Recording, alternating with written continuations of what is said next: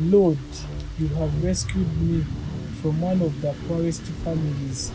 If I ever become successful, everything I will get, it will be for communal benefit. So this is my prayer each day. Right now life has changed. Anything that I will get will be for communal benefit.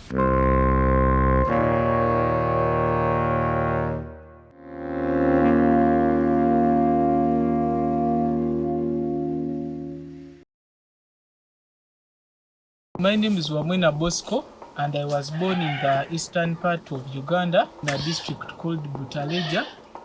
And according to the statistics of our country, Butaleja is one of the poorest region, and it's one of the poorest districts in Uganda. You know, there is that emotional connection between parents and their children. So for us, we never had such experience. Some days you could wonder, where could my father be? All those thoughts could come, but we had nothing to do apart from sticking onto the reality, which was just surviving. I faced a lot of difficult moments, but mainly one of the most difficult moments was the poverty that was at home. Our grandma couldn't even afford a single meal in a day. So she could wake up in the morning, go and take alcohol. We couldn't even bother whether we are doing well, whether we are okay. For us, sleeping without meals was normal. So what we could do, we could also go into different families that could afford meals, and then you play with their children. Then when it comes to lunchtime, they could call you and also give you something. And then I remember not schooling, and we could admire other children going to school, and we could wish we were like those children. We used to live in a hut. During the night, you could just come and sleep on the ground. Even some days, our grandma could get some of her dresses to cover us at night. Some days, you could fall sick, and we had no hospital. And regardless, even if there was a hospital, my parents could not afford it. So we are poor to the extent that we couldn't even afford medical bills. But above all, the difficult moments taught me one thing. They taught me to focus in life. So I remember one evening, we were seated with our grandma, and a social worker came from Watoto. So Watoto is an orphanage that cares for children. So we were seated there, and then they came, and then they were like, we have been looking for the poorest orphans to help. And a lot of people in the community, including the chairman, they have chosen your family as the poorest family that needs help. That was in 2007, and I was 6 years. When I reached in the organization, I remember everything changed. I used not to go to school, but now when I reached in the organization, I was able to school. So when I went to school for the first time, and the way the teachers received me, and the way the teachers began teaching me how to write, that's when my story changed. That's when I realized I could be somebody, which means that I had more opportunities of becoming successful.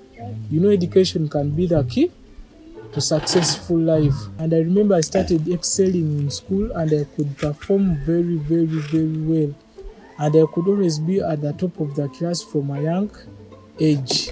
So all my life I'd never gotten someone to call mommy. So when I reached in the organization, that's when I had the opportunity to get a mother, someone that I could call mom.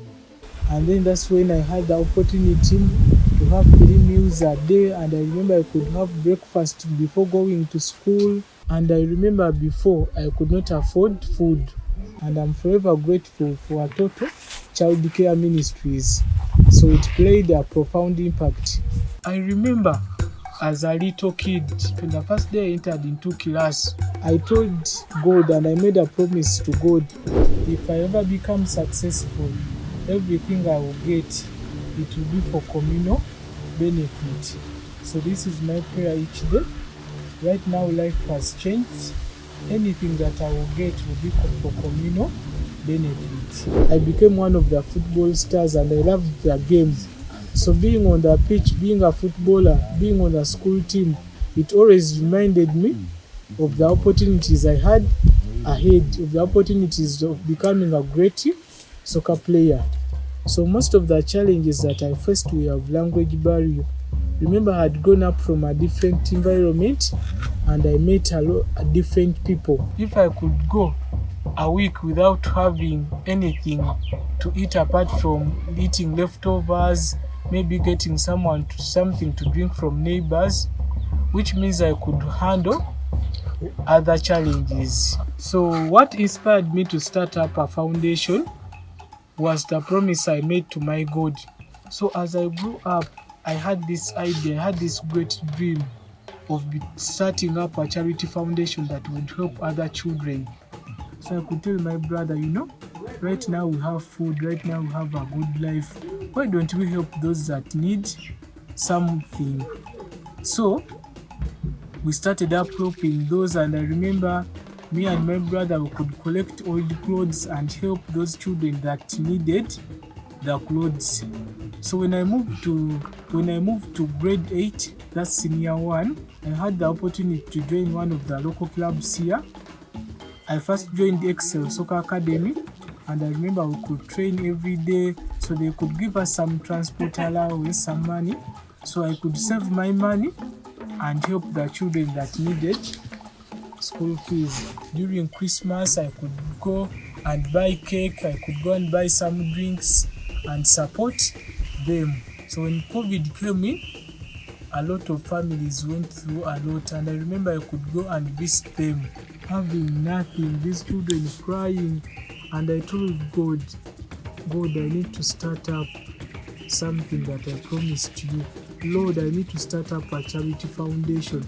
I made this promise, and this is the time to start it. So I told my brother we are going to save money and register an international organization.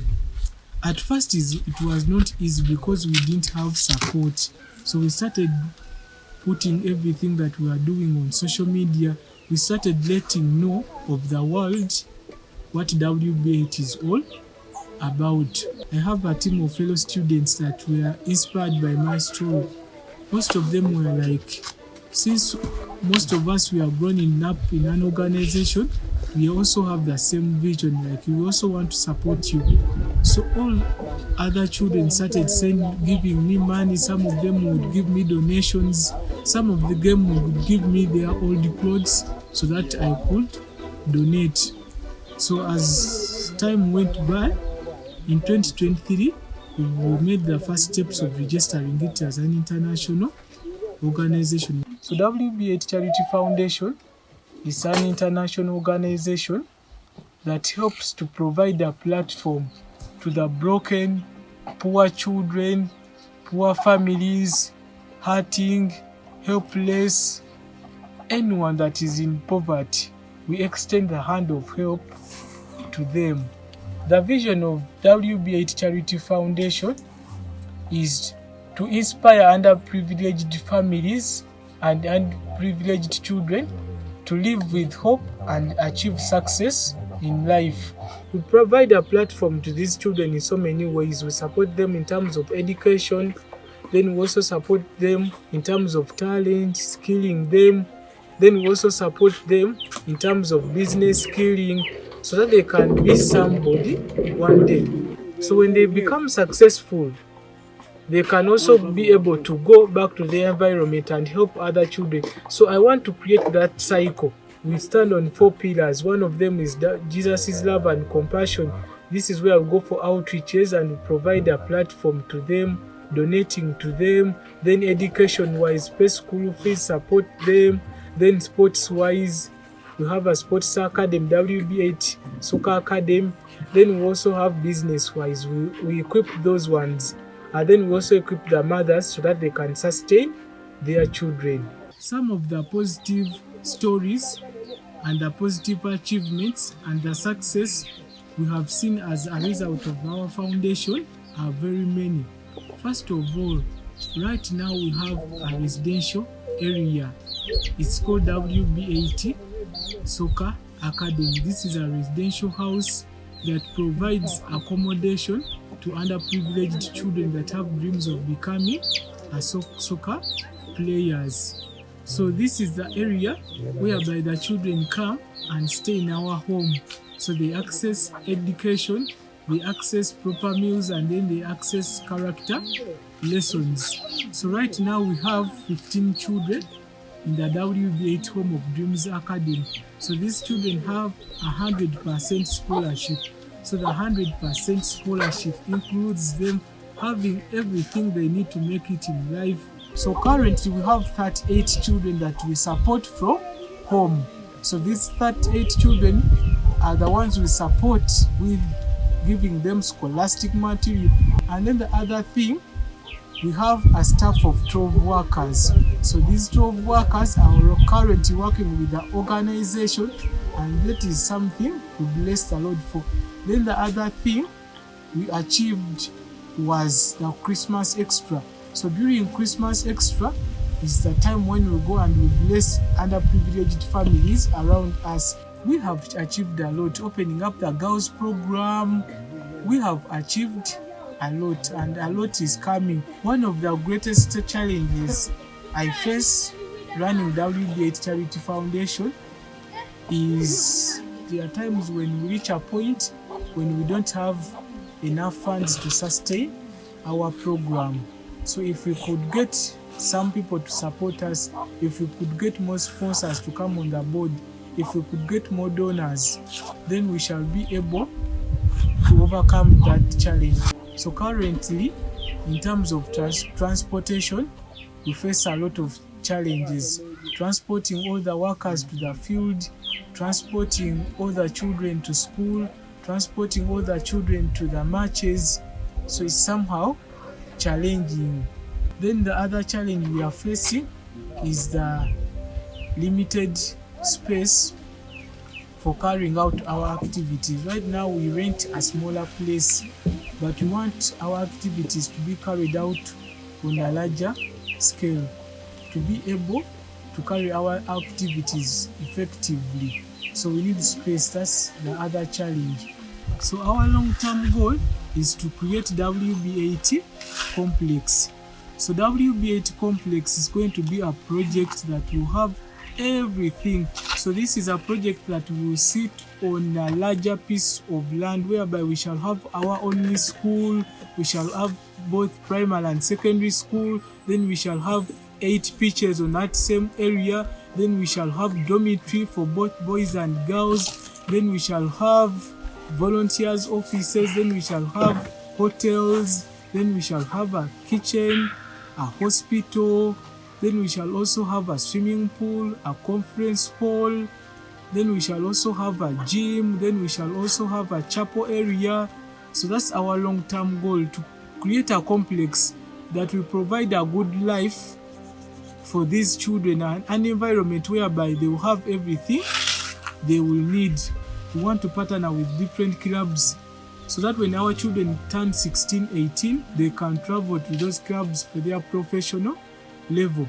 We are looking for clubs from Europe, clubs from Australia, clubs from US, clubs from Canada, clubs from South America, anywhere that can be able to partner with us, and different universities and colleges.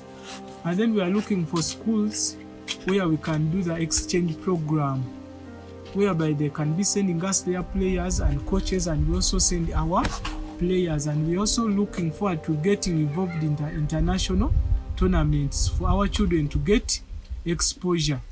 Then for the children, we want to see them succeed. That's what we want to see. We want to see them in the top 5 leagues. We want to see them in the best leagues. So our dream for the children is making sure that they make it. We want to see them graduate from school. We want to see them getting degrees. Then we want to also see them coming back to their communities and helping our children. That's for our children. What I'm most proud of is achieving the dream and the call that God placed on my heart.